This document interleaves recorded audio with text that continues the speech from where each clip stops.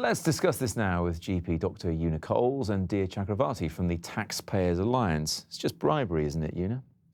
No, it's not. I think it's a really good idea if it gets these pregnant women to quit smoking. Smoking is very, very addictive. And the study shows that 23% of these women did quit, and they stayed off cigarettes for a year. 15% stayed off cigarettes. So I think that's fantastic. So, Dia, it could save a lot of money in the long run. It just seems so morally reprehensible. So, of course, smoking is addictive, and it's a habit that is very difficult to kick. But it seems so perverse that the idea that some people would, the well-being of the child would not be enough of an incentive, but then if you wave a few vouchers at them, they would somehow be able to kick this addictive habit. It just doesn't make any sense to me at all. And where do we stop? So what about breastfeeding mothers? Is this sustainable? What about toddlers? People with toddlers at home. What about truants? Are we going to bribe them with vouchers as well? Because that might work for some people. There have been studies involving offering rewards to women to breastfeed, which begs lots of other questions. But just coming back to this, it's not as clear-cut, is it, as you well know, as just waving vouchers under their nose, as if that's incentive enough. There's counselling involved. It's £50 a time for certain shops, like Mothercare, etc. And I'm glad you bring that up. £50 a time, even if you don't actually kick the habit. You actually get a bit of money just for turning up for these things. And if we talk about success rates, 85% of the time, it just didn't work. So it's not really fantastic statistics either. And like I said, where do you draw the line? If you gave me a bit of money, Matt, I might eat a bit more salad for a little bit longer. Is that sustainable? Where do you draw the line? Una, Claire Wetton on Facebook echoes what Dia's saying there. If putting the life of their child at risk isn't enough of an incentive, then nothing is. And Tracy Joanne Richards says a better idea would be to give them a fine if they don't give up. So maybe this is too much carrot and there isn't enough stick.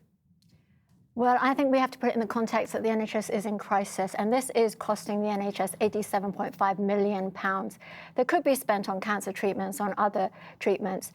We're talking about 5,000 babies who are dying in the womb or dying shortly thereafter. These are innocent, poor babies. So this is a desperate measure, you think? It's a desperate measure, and it's proven to have worked. It is working. 23% are quitting. That's the thing, Dia. Surely the ends justify the means here. But does it, though? I mean, like I said, 85% of the time it just didn't work. And I'm glad that you bring up this, the financial crisis as well. This money could be so much better spent elsewhere. MRI, scanners, CT scanners, doctors, nurses. This is a completely bonkers scheme. Surely anybody can see that. There's a very serious moral point there as well. Are we not sending out the wrong message to young, say young mothers? What about those people who have never smoked and therefore they don't smoke while they're pregnant? They would be seeing that their friends who do smoke are getting these vouchers. But they're not going to. They're not going to then take up smoking. No, they might not. So they can give up again, are they? No, but is that the right message that we want to send out to our young people? Last word from you, Una. I mean, this isn't the only example of this kind of incentive. I mean, there's incentives for school pupils in Ayrshire to earn points for eating healthily in West London. They get an HMV voucher for having an STI test.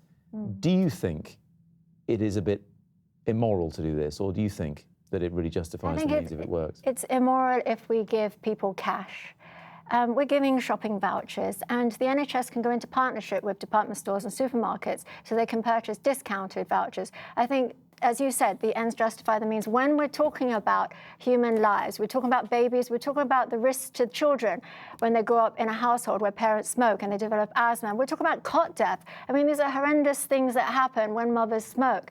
And a lot of these mothers, many do want to quit, and they do try, and they've tried everything. And if this works, I'm all for it, because at the end of the day, we're just talking about shopping vouchers versus human lives. The only way it would Dia, work. we're out of time, I'm afraid. I'm so sorry. Education has to be the only way, really. Thank you both very much indeed. Thank you.